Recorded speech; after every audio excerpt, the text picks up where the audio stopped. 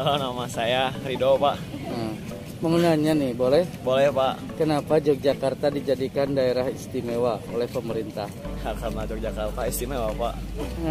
Nggak tahu jawaban yang benernya? Ya, yang benarnya gimana, Pak? Ini sama? Sama. Siapa namanya? Sama. Ih, ngasal. Kenapa Yogyakarta dijadikan daerah istimewa? Mari kita lihat. Aduh. Aduh, baik. Pak, masuk YouTube. Kenapa Yogyakarta dijadikan daerah istimewa? Rame, Pak, karena rame, Pak. Karena rame. Tempat bersejarah. Karena tempat bersejarah, gimana ceritanya? Iya. Kacau. Kacau. Yogyakarta jadi daerah istimewa, kenapa? Karena merupakan salah satu kota yang tidak dijajah. Tidak dijajah? Bukan. Namanya siapa, Mas? Adika, Pak. Adika. Mau nanya nih, boleh? Boleh. Kenapa Yogyakarta disebut daerah istimewa? Kalau bisa jawab, Karena banyak yang istimewa di Yogyakarta. Banyak yang istimewa. Ya. Udah segitu jawabannya. Terus Jogja lebih menjunjung adat dan istiadat. Adat dan istiadat. Ya, makasih. Pas penjajahan karena banyaknya kampus atau peninggalan sejarah-sejarah. Banyak peninggalan sejarah. Jadi disebut kota istimewa. Jadi disebut kota atau daerah istimewa. Ya, makasih.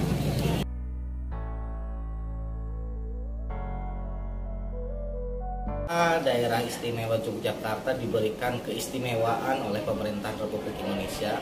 Ini berawal dari sebelum adanya negara Indonesia. Jadi pasca perjuangan dalam meraih kemerdekaan, Yogyakarta ini dengan sistem dan bentuk pemerintahan yang monarki, yaitu adanya kerajaan, tetapi di dalam kerajaan Islam itu dikenal dengan istilah kesultanan, di mana di sana di daerah Yogyakarta ini ada seorang sultan yang memang pro terhadap kemerdekaan Indonesia yang bernama Sultan Hamengkubuwono yang ke-9 pada saat itu.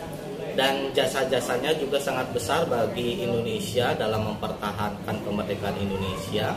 Makanya ketika Indonesia merdeka, Sultan Hamengkubuwono IX ini dia menyatakan diri untuk ingin bergabung terhadap pemerintahan Indonesia pada saat itu ketika Indonesia merdeka di tanggal 17 Agustus 1945. Kemudian oleh pemerintahan Indonesia diberikan keistimewaan dalam amanat Presiden pada tanggal 5 September tahun 1945 bahwa daerah istimewa Yogyakarta beserta dengan daerah Pakualam itu diberikan keistimewaan beda dengan daerah-daerah yang lainnya, yakni untuk Yogyakarta ataupun Sultan Hamengkubuwono IX pada saat itu ditetapkan sebagai gubernur dari Yogyakarta. Kemudian untuk wakil gubernurnya adalah Sri Paduka Pakualam yang ke-8. Maka sejak saat itulah daerah istimewa Yogyakarta ini memiliki perbedaan dengan daerah-daerah yang lainnya, di mana ada sebuah pemerintahan kesultanan di bawah naungan pemerintah Indonesia yang menganut sistem demokrasi sekaligus dengan sistem pemerintahan yang presidensial dengan bentuk negara kesatuan. Kemudian apa isi istimewanya daerah Yogyakarta itu dibandingkan dengan daerah-daerah yang lainnya? Istimewanya adalah di mana Yogyakarta ini dijadikan sebagai daerah otonom pertama ini di Indonesia. Kemudian dalam hal pemilihan gubernur ataupun wakil gubernur ini tidak dilaksanakan seperti daerah-daerah yang lainnya, misalnya tidak adanya pemilu.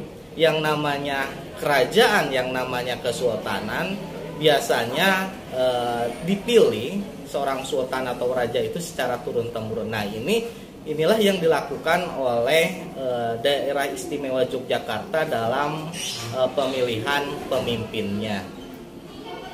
Ya, saya sangat senang ikut kegiatan studi kebangsaan ini karena di sini saya mendapat banyak sekali informasi baru, terutama mengenai daerah Yogyakarta sendiri. Ada dari kuliahnya juga dari UMY ada. Terus dari Tebing Breaks ini saya dapat melihat keindahan-keindahan alam. Sangat senang, sangat setuju untuk diadakan tiap tahun. Oh iya. Menarik.